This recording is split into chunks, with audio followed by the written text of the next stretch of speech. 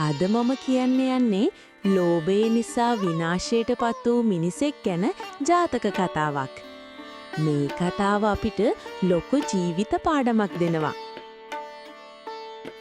පුරාණ කාලේ එක් නගරයක හිටියා ඉතා ධනවත් ව්‍යාපාරිකයෙක්. ඔහුට ධනය තිබුණත් ඔහුගේ හදවත ලෝභයෙන් පිරුණු එකක්. ඔහු හැම විටම තව තවත් මුදල් එකතු කරන්න උත්සාහ කළා. දුප්පත් අයට කිසිම උදව්වක් කළේ නැහැ.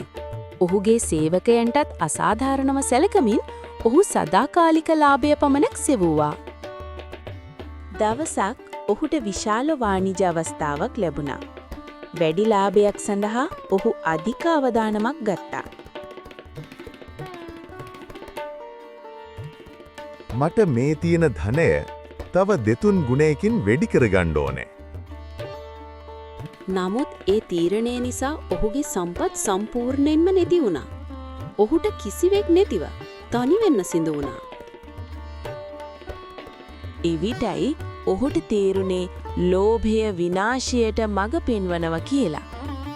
මේ කතාවෙන් අපිට ලැබෙන පාඩම ලෝභය අතහැර සත්කාරය සහ කරුණාවෙන් ජීවත් වීමයි.